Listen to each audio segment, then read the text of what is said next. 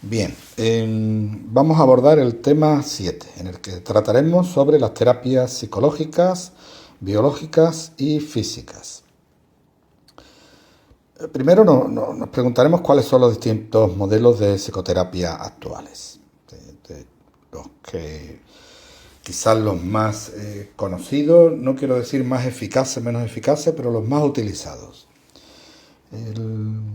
El modelo cognitivo-conductual, que identifica o trata de identificar patrones de pensamientos y conductas desadaptativas para poder cambiar esos patrones. El modelo psicodinámico, que está basado en los principios del psicoanálisis, y aunque es de menor duración.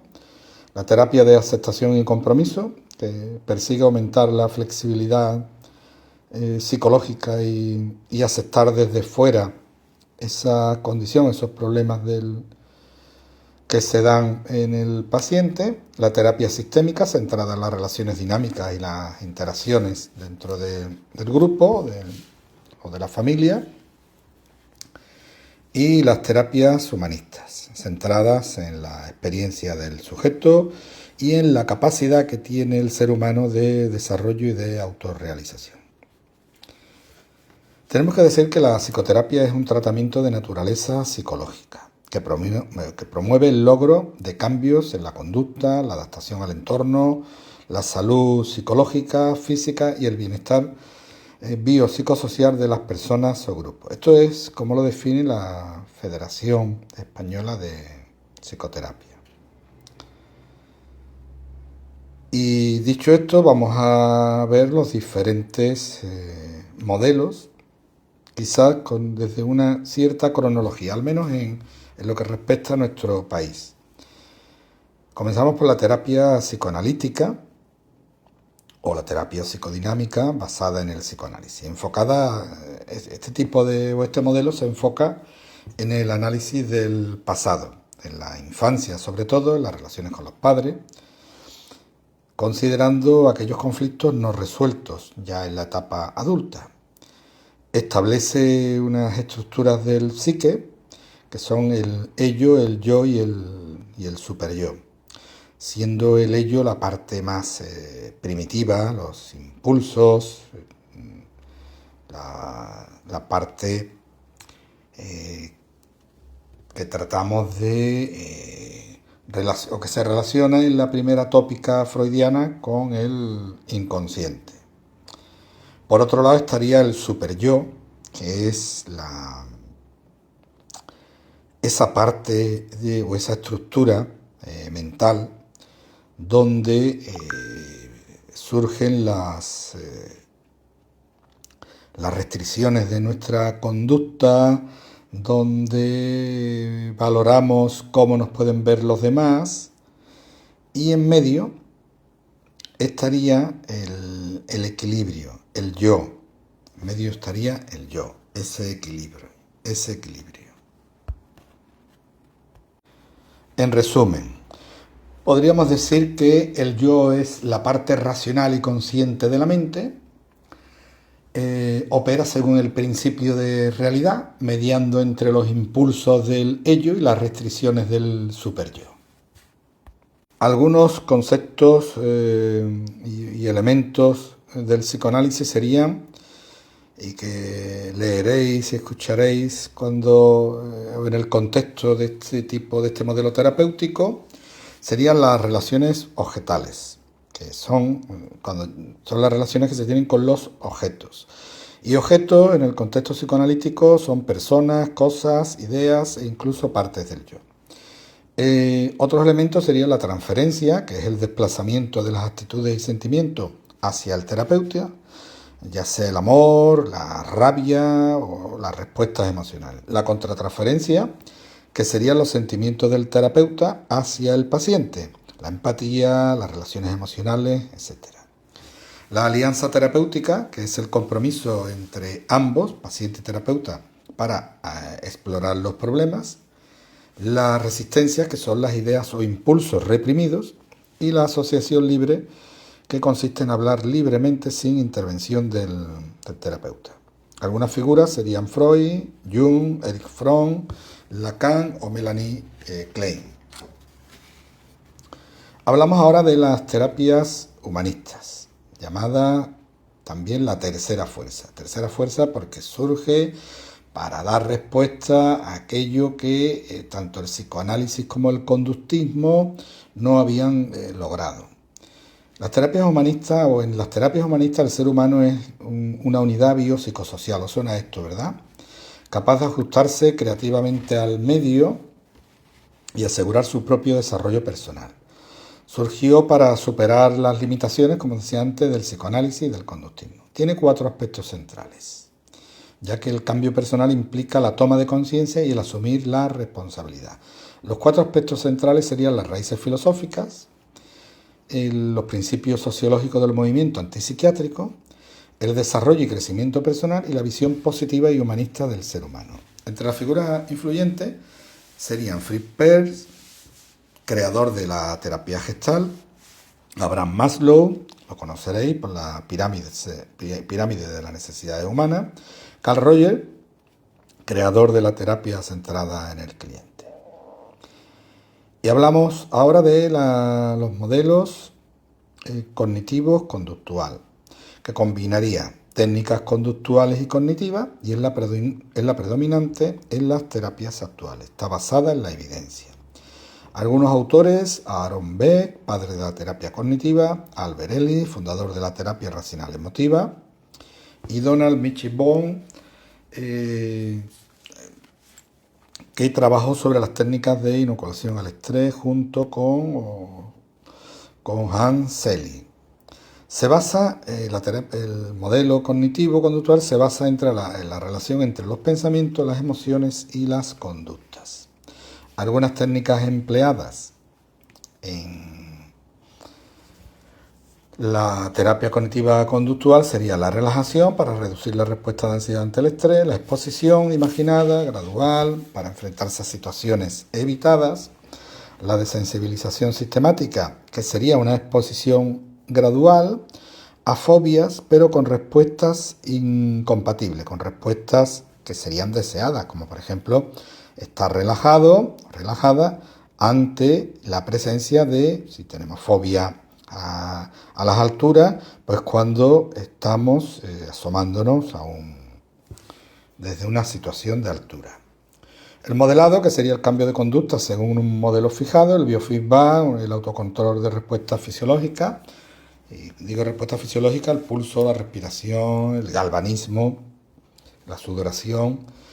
El autocontrol, que sería relacionado con lo anterior, la autoobservación, la motivación, el refuerzo de conductas objetivos.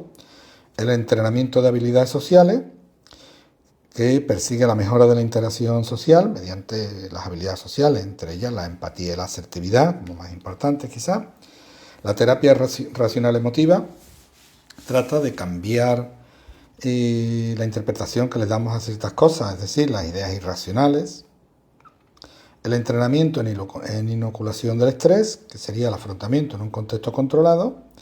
La solución de problemas, que sería la definición y análisis de los problemas y alternativas. Aquí como ejemplo todavía se sigue utilizando las 4 reglas de Descartes del discurso del método. La evidencia, no dar por verdadero aquello que se pueda evidenciar. El análisis, dividir las dificultades para resolverlos mejor. La síntesis, ordenar las ideas desde las más simples hasta las más complejas. Y la comprobación, realizar los recuentos y revisiones para no omitir nada. Otras técnicas serían el mindfulness, la autoobservación, conciencia plena, mejora de la respuesta. Una lista más o menos extensa de las terapias disponibles para después centrarnos en la terapia electroconvulsiva. Bueno, comenzamos por el listado de terapias que de manera histórica o actual pues se han ido dando. La privación del sueño, que consiste o se sitúa en 40 horas de privación del sueño, de manera selectiva en el sueño de movimiento rápido de los ojos, el movimiento en sueño tipo REM,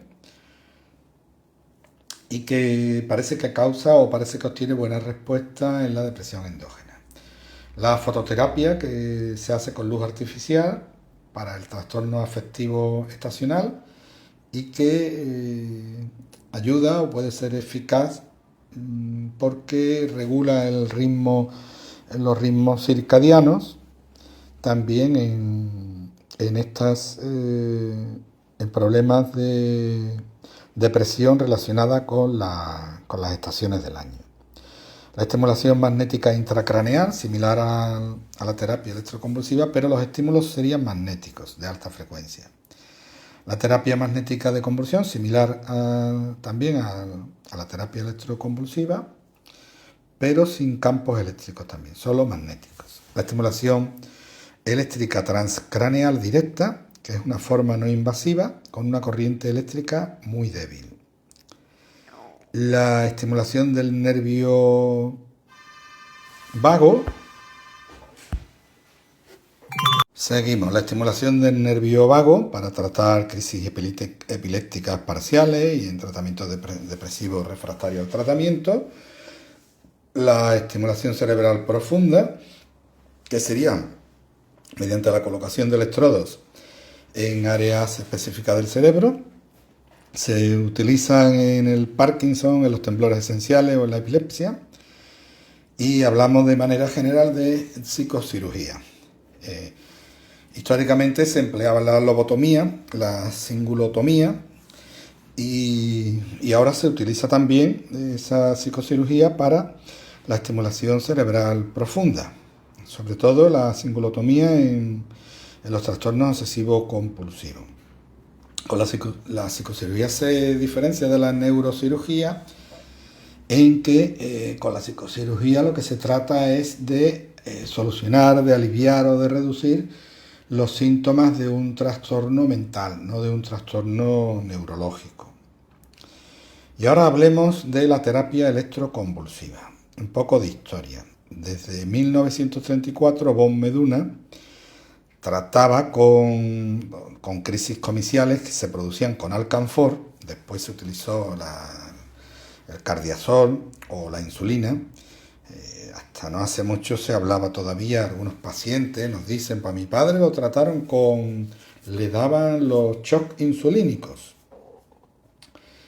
¿no?, para tratar algunos trastornos mentales. Posteriormente, en 1938, Ugo Serletti realizaba estas crisis comiciales, estas convulsiones, mediante estímulos eléctricos, que consistían en la administración de corriente eléctrica mediante unos electrodos en el cuero cabelludo, corriente eléctrica mínima, no llegaba a 1 amperio, de medio a 1 amperio, y además durante muy pocos segundos, de medio segundo a 4 segundos aproximadamente, y con un voltaje un poco más alto. De esta manera, lo que se trata es de reducir la sintomatología en trastornos mentales graves, sobre todo actualmente en la depresión mayor refractaria a otros tipos de tratamientos, sobre todo a tratamiento farmacológico. Pero para ello el paciente debe ser anestesiado en quirófano, con la presencia de un psiquiatra, de un anestesista y de enfermería de salud mental. La hipótesis por la que actúa la terapia electroconvulsiva se basa en que provoca neuroplasticidad, lo que puede ser beneficioso a la hora de establecer nuevas conexiones sinápticas y reducir los síntomas de la depresión. Las crisis comiciales, las convulsiones que provoca, son de tipo tónico-clónicas. Bueno, yo creo que con esto hemos finalizado los aspectos más terapéuticos, tanto psicológicos como farmacológicos como físicos, para centrarnos ahora en los aspectos éticos y legales relacionados con los tratamientos de salud mental. Partimos del histórico de la Declaración de Hawái, auspiciado por la Asociación Mundial de Psiquiatría en 1977, que se ratifican los acuerdos en la Declaración de Madrid, casi 20 años más tarde, en 1996. Los acuerdos tomados rondaban sobre la responsabilidad ética de los psiquiatras, el tratamiento justo y equitativo a los pacientes, sobre las intervenciones terapéuticas menos restrictivas para la libertad del paciente y sobre la distribución de los recursos sanitarios en materia de salud mental. De alguna forma está relacionado con los principios de la bioética, que serían el de no maleficencia y el de justicia, es decir, la obligación de no dañar al paciente y la obligación de dar a cada uno lo que corresponde, y cuando decimos lo que corresponde en el sentido aristotélico. Es decir, un reparto de repartir igualmente a los iguales y repartir desigualmente a los desiguales. El tercer principio y el cuarto serían el de autonomía y beneficencia, que sería la obligación de respetar las decisiones del paciente. Esto ya lo vemos en la Ley 41/2002 de autonomía del paciente. Es relativamente reciente. Y en el principio de beneficencia, que sería la obligación de actuar en beneficio del paciente. Diego Gracia, que lo nombramos el año pasado en la asignatura de marco teórico, hablaría u ordenaba estos principios bioéticos en una parte pública, es decir, de mínimos, que serían los dos primeros, el de no maleficencia, lo primero, no dañar, primum non nocere, y en el de justicia, la obligación de dar a cada uno lo que le corresponde. Y dejando como la parte más privada el de autonomía y el de beneficencia. Hablamos ahora de tratamientos e internamientos de carácter involuntario, ya sea mediante un ingreso involuntario en una institución o mediante un tratamiento involuntario en un centro de salud, por ejemplo. Para ello, esto lo vais a tratar también en los seminarios, con lo cual yo solo daré alguna pincelada de lo que la legislación nos dice en España.